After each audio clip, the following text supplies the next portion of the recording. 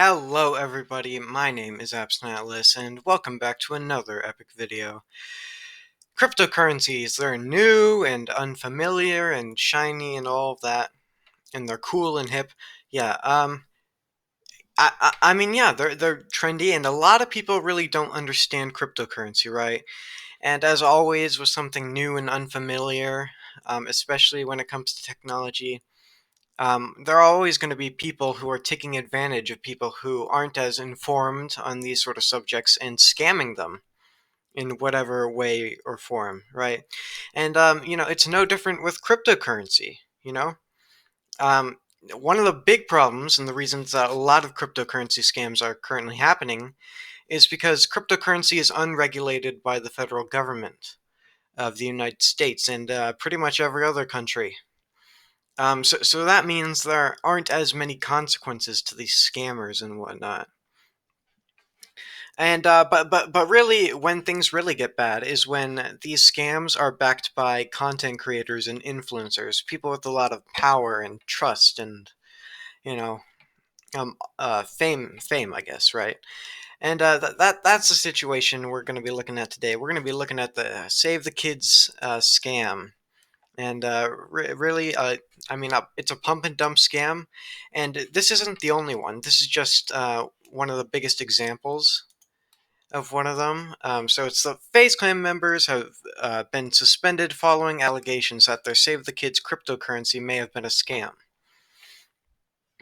So yeah, it actually it wasn't FaZe Clan as an organization that did this. It was more of members, and so that led to them being suspended. And but we're going to talk about how these members of FaZe Clan, scammed a ton of people, a bunch of their fans. And we're going to talk about the whole thing, and I'm going to explain more about what a pump and dump scam is and how they actually work. But if you enjoyed today's video, please consider subscribing. It's free, you can always change your mind. And that being said, let's hop into the video. So, um, Save the Kids coin.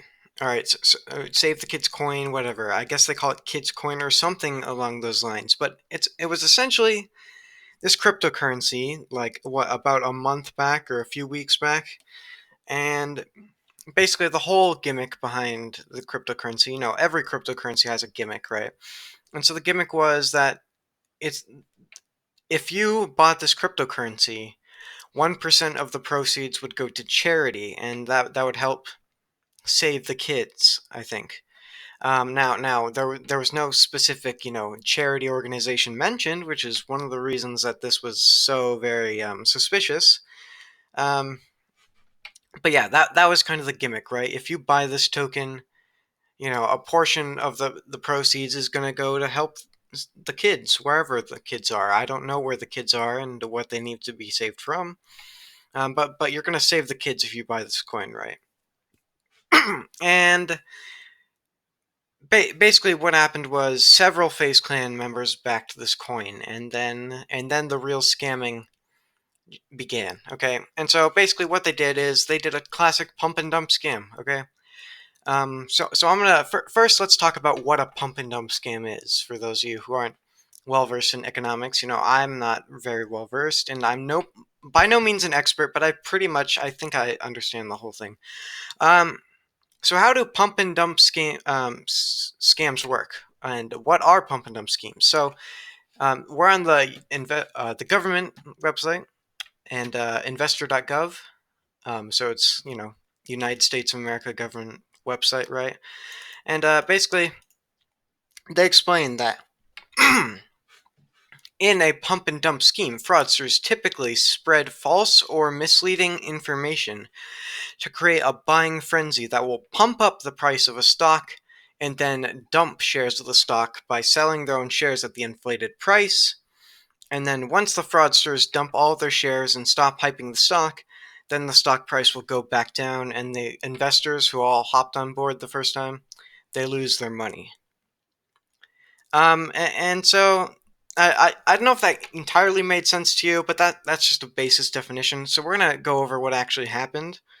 Um, so yeah, basically here's kind of the timeline, or at least the alleged timeline. I mean, for legal reasons we can't say, but it's definitely pretty suspicious, and especially with the investigation that happened. It was, a group of YouTubers who investigated, and they traced back the funding and all that. So we're going to get into that in a second. But basically, here's the timeline for what allegedly happened.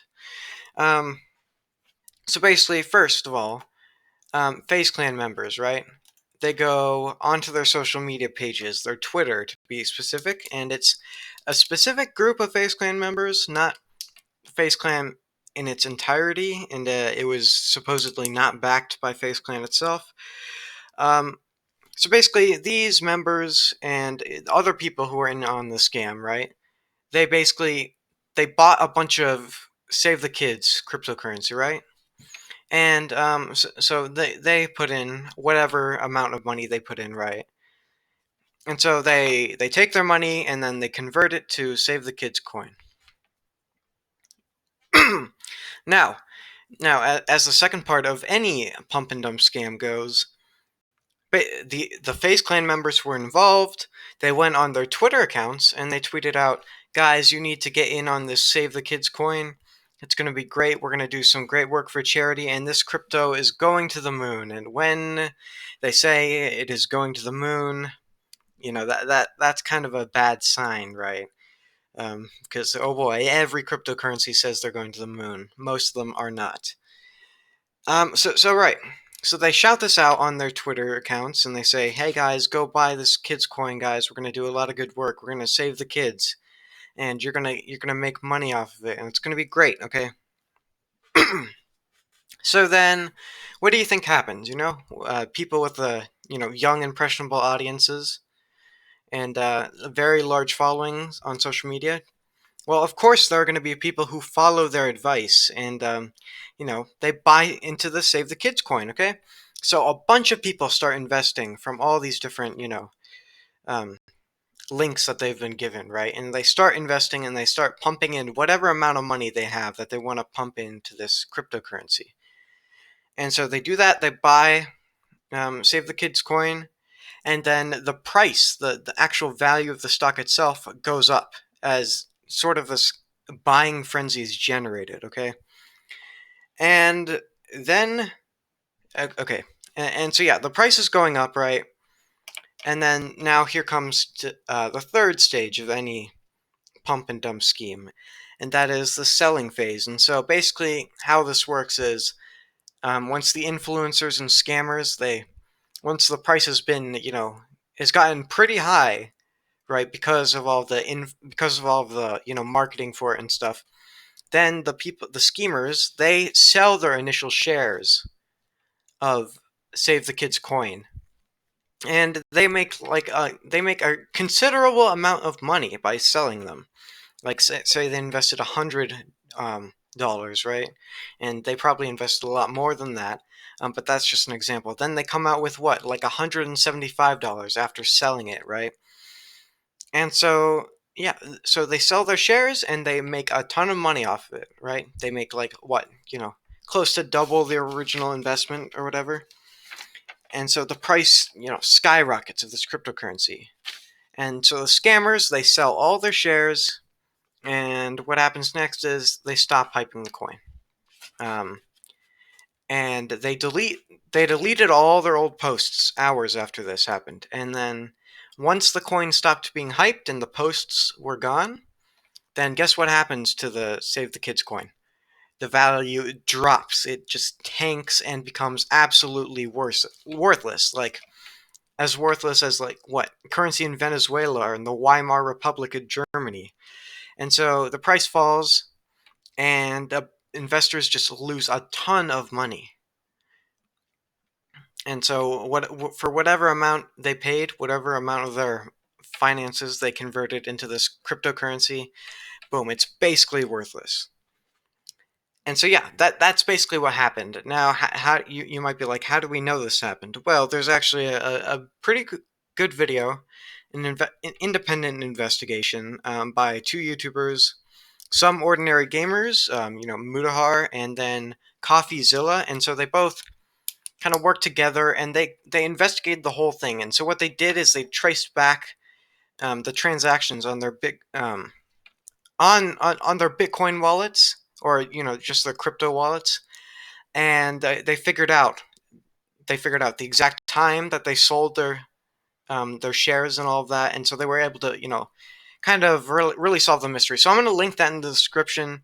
If you really want to learn more about what happened, you should definitely go watch Mura's video on that, and so I'll link that in the description. But yeah, that is what happened. Okay, and a lot of people are upset because they lost all their money, and people are upset for them.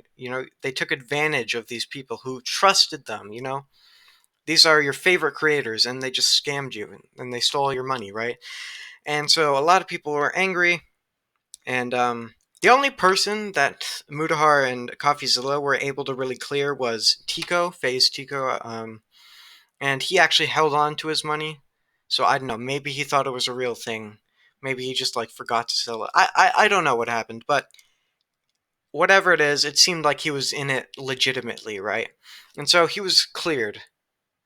Um, but there were a lot of other members who were not cleared, and the Bitcoin transactions and all of that and the history showed some pretty damning stuff. Okay, now after this, FaZe Clan made the decision to remove FaZe K from FaZe Clan, and they've suspended FaZe Jarvis, Nikon, and Tico, which was the innocent one, I believe, and until further notice. So, and then FaZe Clan said they had absolutely no involvement with their members' activity in the cryptocurrency space. They condemned their recent behavior, and they say that the trust and respect of their fans has been and will always be our number one priority. Okay, and so that's kind of the situation now. As far as legal action goes, I'm not entirely too sure what's going to happen on that front. I believe I'm not sure if the FBI has opened up an investigation, but they definitely ought to do so, because this is definitely some really scammy stuff, and it's looking very suspicious for the people involved.